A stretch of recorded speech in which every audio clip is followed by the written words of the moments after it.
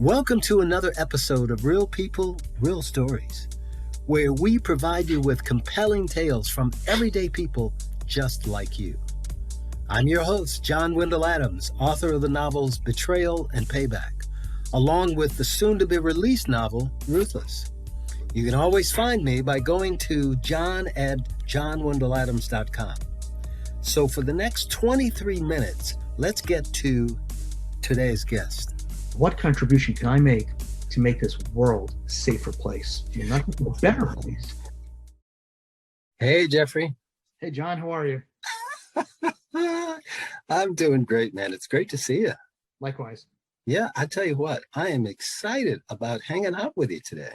Absolutely, as am I. Yeah, thank you so much for agreeing to be a part of this episode. And we got some, I think, really compelling stories, compelling stuff to really talk about. But I'll tell you what, the best part is just hanging out with you. It really is. I agree. It's been too long. Yeah, I know who you are, but just tell me your name, what part of the country you're in, and what you do. Sure. So my name is Jeff Weinzweig. I'm a board-certified plastic surgeon here in Chicago, originally from New York City, and I've traveled through a number of parts of the country. Actually, I lived in 9 states through different segments of my training. Wow. Yeah. Okay. And tell me what you do. So I do both aesthetic and reconstructive plastic surgery. Before we get to your compelling story, really about doctors' test centers, just explain to me, and it'll be helpful as we go through this, really what the difference is between COVID rapid test and PCR test, if you would. That's a great question. It's really where these conversations should start. All right. So a rapid test is really an antigen test. And by that, what we're looking at is a protein fragment of the virus itself. Okay. And that could be the core shell. It could be a number of different components, but it represents an antigen, a fragment of protein. I see. A PCR test is a more specific test. You're actually looking for the RNA, the genetic material of the virus. And by doing that, you're really pinpointing the specific exact virus. Hence, there's a greater accuracy in general, although the rapid test also has an incredibly high accuracy and specificity level at this point in time. But that's the real difference between those two tests. I see. And so what do you think? Which test today do you think is more predominant in terms of testing? I'd say both. All right. Oh. And why is that? All right. The reason is that different countries are requiring one test or the other. And some have switched from one to the other. So at one point in time, not too long ago, the PCR was considered the gold standard. Okay, you're looking at RNA, you're looking at the actual genetic material of the test. All right. PCR actually stands for polymerase chain reaction. It's a type of test. I see. For decades, for different purposes. These days, the whole world now knows what PCR is because it's directly tied to the coronavirus. So there are requirements for every country when traveling from the United States to these other countries. Many have requested specific PCR tests. Others have required rapid tests. Now many more countries are going to the rapid test because it's just that. It's a rapid test, and the result comes back in 15 minutes. All right. Wow. PCR test, at the best, we provide expedited tests also. We'll talk more about that, but these we can get back in several hours. But typically, these tests have taken 24 to 48 hours. And a couple of months ago, when they were really putting the process in place, people would wait even 5 days or more to get the result. So that presents a real problem because by the time you get the result 5 days later, you've already run all over the place. Yeah, got it.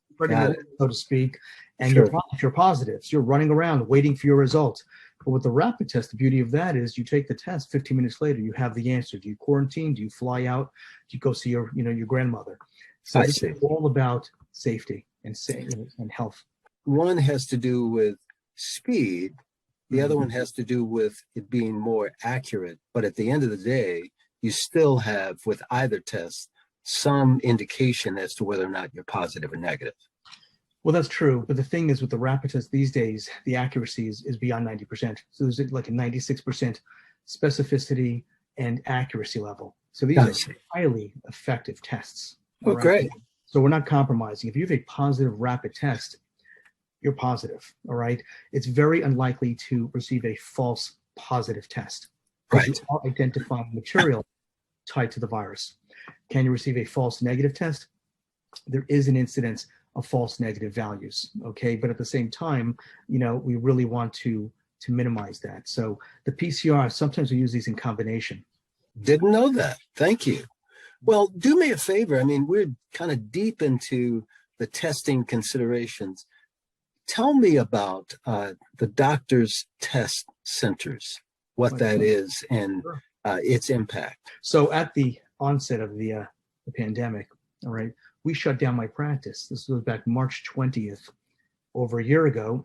And for 6 weeks, we did nothing except sit there and think, how can we open again in a safe manner, right? How do we do this the right way, the smart way to take care of our patients and other people as well as our staff and families? And that evolved into antibody testing, which we were initially doing. And then by 6 weeks, we began doing rapid testing. So every patient who has surgery, before they actually have surgery with us, they're tested before they actually enter the building. So we know if they're positive or negative. And ideally, most patients are quarantining in anticipation of having their surgery, but there are those who, might be positive. And as there was one a couple months ago, and I asked, you're positive. They were quite surprised. Well, where have you been? Have you been able only to Las Vegas last week? So, it is what it is. But most people are really pretty cognizant of the fact that you really need to be negative to protect yourself, your families, staff, and so forth. So that arose evolved, I should say, into other practices asking us to test their patients as well. We were really the first, or one of the first, to do this type of testing in surgical practices. Right. Okay. Once that occurred, word kind of spread, as they say, and then we opened this to the public. All right. Once we did that, we actually said, this is really felt pretty good about this. We're helping a lot of people, quarantining people, and doing what's safest for people. So that evolved into submitting an RFP, a request for proposal, from the CDA, the Chicago Department of Aviation, and that was tied to the airports. So we were awarded that from the CDA, and we now do all the testing at O'Hare and Midway airports, and we do both rapid and PCR testing. The PCR is done in collaboration with a lab facility, but we orchestrate all of this, and we do the actual rapid tests, on site, making travel safer. Got it. Help me understand. So who are you testing? And I get the importance, but you might just spend a minute talking about that. But who you're actually testing? And you say both at Midway and at O'Hare as well? Exactly. So this arose. My wife Ashley is actually the head of operations. She really, founded this organization, this company. Basically, it evolved from my practice and then grew into test centers. And she really heads this up, and I'm the chief medical officer of this organization. So whom we treat at the airports, or whom we test, I should say, are two groups: travelers and employees of the airports. Okay, we do other community testing, at our building downtown and other places in the city, but the airport endeavor is specifically for travelers, whether it's pilots or crew people or, or passengers, of course, and also, the guy that works at Starbucks, all the employees of the airports. So what's the protocol? How does that happen? I mean, if I'm a traveler, I show up at O'Hare. Walk me through what really transpires. So what we do is people often request to be tested in advance. So we have a website, doctorstestcenters.com, and people go to the website, and there are links there to actually schedule appointments. So it's all done online. So in person, it's really pretty efficient. There's no paperwork. There's really nothing except showing your ID. You're the person who registered in advance, and then you're tested. And each of these tests requires the nasal swab. It takes about 10 seconds per side. Simple test. For those who may not be, as savvy on the computer or don't have access to the computer online, we do have kiosks at the airports. And we have quite a few assistants who will, help somebody register right online. Right on site. And then they join the line, and they're tested right there. Here's the important question. I get tested. You do the swab on me, and I come back positive. And yet I got an important meeting in New York. I mean, what happens? I knew that was your next question. Yeah. So two very big guys escort you out of the airport. Okay. No, I'm joking about that. But actually, you won't, we're in direct communication with the CDC and all of the airlines, like on a minute-by-minute basis. So if someone is tested and they are positive, they will not be allowed to fly. And at the same time, there'd be no sense in getting on an airplane with a positive result, because when you get off the airplane, that's going to be a bigger problem. You'll be in another country with no place to go. You'll be quarantining in another country because you won't be admitted. You won't gain entrance to any of these countries, to any country, with a positive test. That's the benefit of removing positive people from an airplane and not potentially spreading this to the guy that's, sitting 2 rows over or the next seat. I'm going to ask you a question that I truly don't know the answer to. Sure. Now, I am planning, let's say it's 2 weeks out. I'm planning for a trip to, it won't be Las Vegas, but let's say to New York City. Sure. Right? And I don't know if I'm positive or negative, but I've got 2 weeks, and I make an appointment with doctors' test centers. Sure. But it's almost like a go, no-go consideration. I mean, if I test positive, then I can't leave. So what would be the protocol for me as a person who's going to fly soon, right? What things should I do to ensure that, when I show up and your folks test me, that I'm going to test negative? All right. So a guy like you is going to have an important meeting in New York City. Yeah. Don't miss it. So beforehand, of course, all of the basic tenets of avoiding infection with coronavirus come into play. Masking, all right, social distancing, all right, staying away from environments like Las Vegas, no offense, that could potentially have a greater likelihood that you would be exposed. All right, so all of those things, and you're not going to get tested tomorrow. You're going to get tested within a 72-hour period of the actual flight. Got it. Okay? And there are certain, there are different countries that may request that be, because you may have a stopover. So if you stop over for a day, they want to be sure that you've been tested within 72 hours of landing. So you might even have to do it a day closer to the flight, because you've got to stay over those 12 hours. So this is, and you'll have people on the other end scrutinizing the result and looking at the date and the time and being certain that you fall within that framework. But the best thing that you can do is what I know you've already been doing, which is the correct way to protect yourself, your family, and everyone around you, is wearing the mask, social distancing from others when you don't have to be out, quarantining. Then when it comes your time to step up and somebody's holding a nasal swab in front of you, you can feel more confident that you're going to be negative and you're not going to have an issue. Well, that makes sense. I want to switch to the other thing associated with doctors' test centers, and that is the vaccine work that you folks are really doing. And even before you tell me about that, I have to say that, my mother has an expression that necessity is the mother of invention.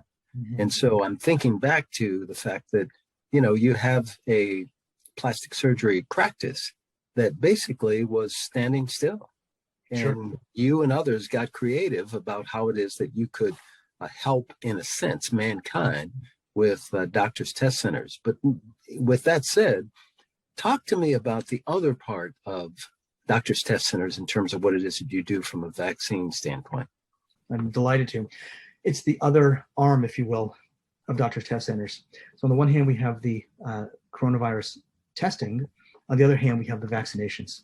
So we're working with Lake County, and we are rolling out mass vaccination sites throughout Lake County. And we started this about a month ago. Yes. There's been, we've now become busier and busier doing this, and we're very excited. We're doing this in Round Lake. We're doing this also in the corporate structures with some major corporations that want us to come in to test all of their employees. And we're doing this in Deerfield at a mass there. Plus, we've actually ventured beyond that, again, with an RFP, a request for proposal from the state of Rhode Island that we were awarded about a month ago or so.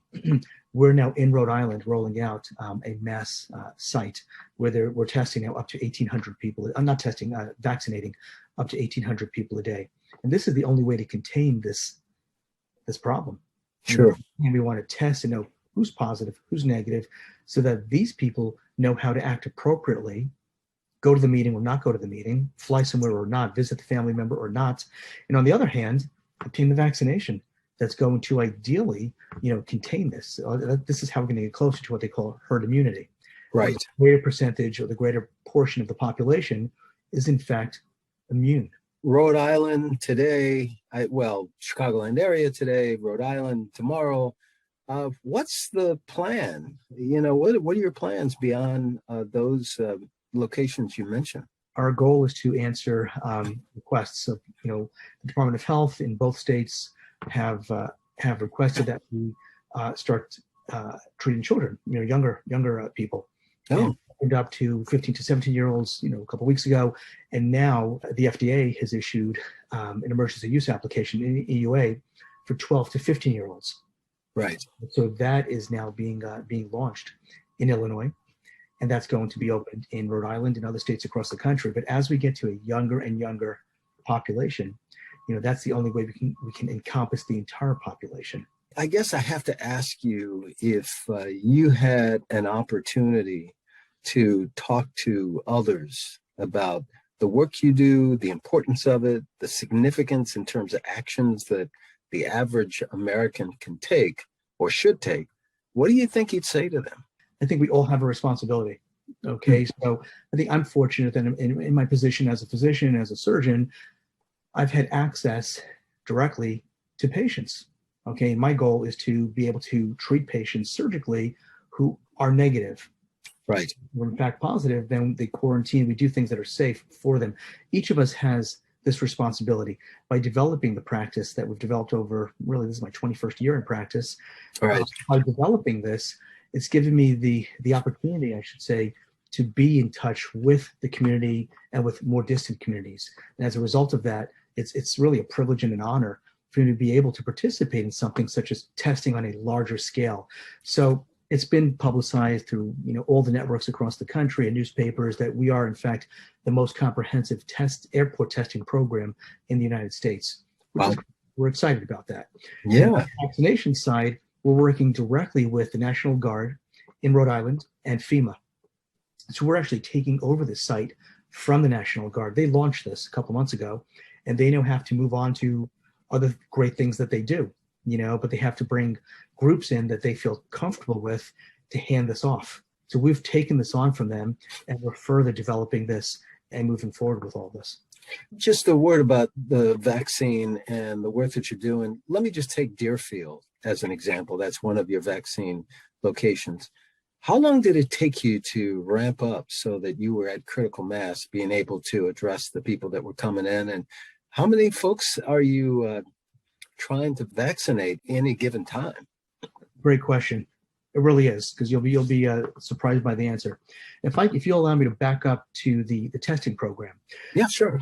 This response to the RFP, we put in over Thanksgiving. All right, so over that 3 or 4 day weekend, we responded to a 72-page RFP, and it was due that Monday, which was actually December 1st, by 9 a.m. Had to be in. We don't ask questions. We just do as we're told. So Sure. we started this by 9 a.m. and they were going to provide a response that day. In fact, the response came the following day, and there were quite a few applicants, as you would imagine, and we were awarded that. Okay, so that was December 2nd. Here's my answer to your question. That was December 2nd with a launch of this massive project at both airports by December 15th. Okay, wow. So 13 days to roll this out. And what this entailed was physically having a whole crew assembled to build these testing booths. I know you've seen them. We physically designed them and built them. I put 5 at Midway, 5 at O'Hare, and then laid everything out as far as all of our supplies. We work with a number of wonderful companies, Medline and Henry Schein, just that we've worked with from the surgical end of it. Sure. We have these long-term relationships with these companies, and they've treated us wonderfully in our time of need, so we can help others. So in a 12, 13-day period, we rolled out everything, and we were immediately open, ready to do 1,000 to 2,000 tests per day. Holy cow. And there was a good reason for that. They wanted us in there before Christmas travel and New Year's travel. So Makes they sense. December 15th. So by December 14th, we had already loaded everything. We were ready to go by 8 a.m. December 15th. Similar situation in the vaccination mode here in Illinois, in Deerfield. there as well, within a 2-week period, we were fully scaled and ramped. But keep in mind also that it's not just building booths, and it's not just, buying supplies and test kits and syringes and that sort of thing, and obtaining the vaccines from the Department of Health. It's also hiring about 100 people. So I know in your career, you've had all sorts of employees and staff and all the fun that comes with staffing, large operations. Sure. Came with these operations. So not an easy thing to do, but we have a phenomenal staff. We have great people on board, from, great nurses, paramedics, and leaders and managers. And we have all these pieces put together. And similarly in Rhode Island. So we've done the same thing there, long distance, and then in person, doing face-to-face, mask-to-mask interviews with people in this environment. Jeffrey, I have to say, I want to back up and say, my hat is off to you. Well, unless I'm playing golf, I probably don't wear one. But in all seriousness, my hat is off to you and your staff, your wife, who, from an administrative standpoint, is running things. It is a daunting task, and yet you and your folks really stepped up to the plate. And sounds like 1,000 people a day, you're knocking the ball right out of the park. But, like you said, if we're going to get to herd immunity, exactly, from a vaccination standpoint, we really have to be about this work. So there's no question about it. And in Rhode Island, we're pushing 1,800 people a day. Wow. So eventually, that's going to go to zero when we're all good to go. The goal is to put us out of business in that regard. Right. That is the goal, to have the country ready to roll. And, it's been devastating for everyone for more than a year now. Right. So I look at the airport program, the testing program, as making travel safer. I look at the vaccination program as making life safer. And that's really all of us need to be thinking, like, what can we do? How can I play my part, or his part, or her part? What contribution can I make to make this world a safer place, not a better place? I have to say that each of us, whoever we are, whatever we do, plays a part in this.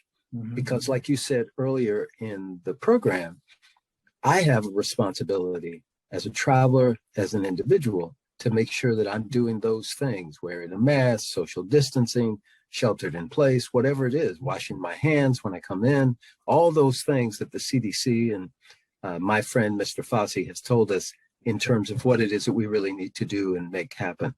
Yet I must say that at the end of the day, like you said, you really want to work yourself out of a job so you can get back to your practice with helping people in terms of plastic surgery and the thing that is truly your practice.